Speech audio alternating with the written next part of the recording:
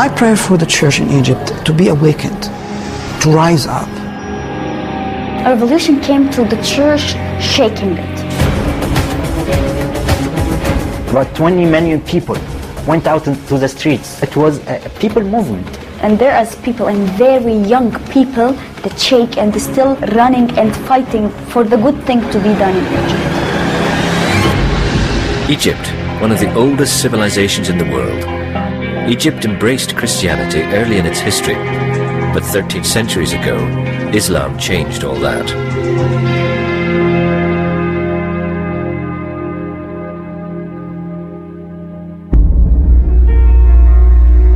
Every day of the week, in at least 60 countries, people are persecuted for their belief in Jesus Christ. Some of us often wonder who these believers are, who is persecuting them, and why.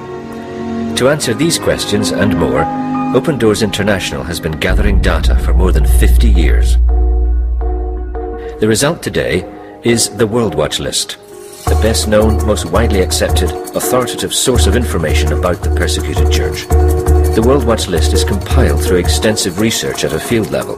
Through a scoring grid, the World Watch List takes into consideration which kinds of Christians are being persecuted, where, as well as the level of intensity in any given country. These factors are incorporated by viewing persecution in the spheres of private life, family life, community life, national life, and church life. The World Watch List is a global expression of the realities of persecution faced by individuals who have decided to follow Jesus. Egypt is number 25 on the World Watch List.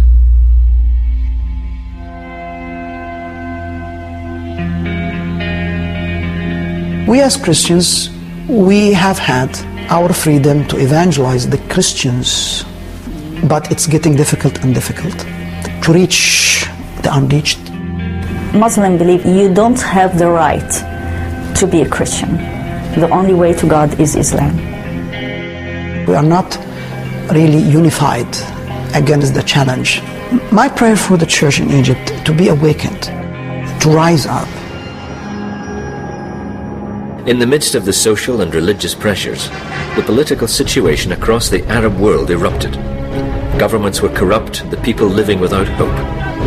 Revolution hit Tunisia in January of 2011, and the fires of revolution began to spread. When I heard about what is going on in Tunisia, I was with a friend, and he asked me, "Do you think that it will happen in Egypt?" I told him, "No way. It's impossible to happen in Egypt." And then on the 25th of January, we found some things are going on. We had rumors that there is something unusual is going to happen, so we were staying at home watching what is going to happen. I went to the roof and I found smoke all over the car. And I started praying, "Oh Lord, what is going on?"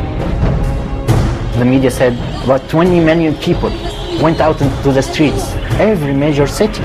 So it was a people movement. There should be a time to break through this corrupted time and this hard time and this corrupted regime. The revolution rocked every infrastructure in the country. Muslims and Christians fought together to reclaim their country from the corrupt dictators that had oppressed them.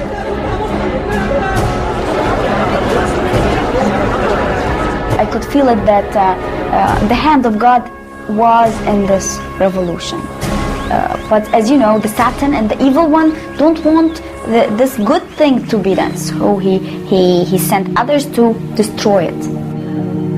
With the deteriorating government system, those with previous political experience stepped up, and the Muslim Brotherhood began to secure their hold on power.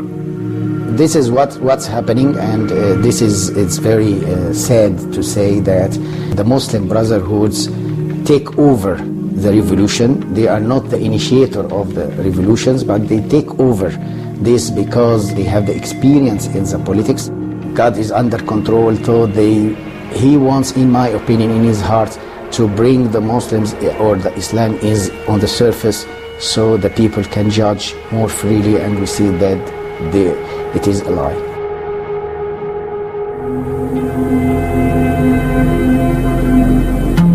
we have both right now, the opportunity to reach the unreached and the danger that maybe a persecution is coming that didn't happen for centuries.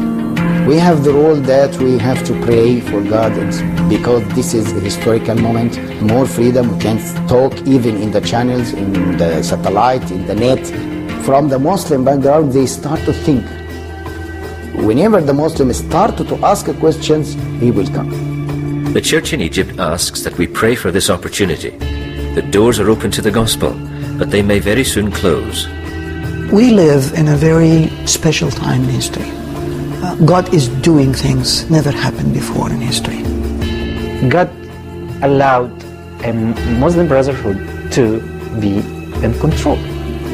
So, what? Let us expect the worst, but to be ready to pay the cost and flourish.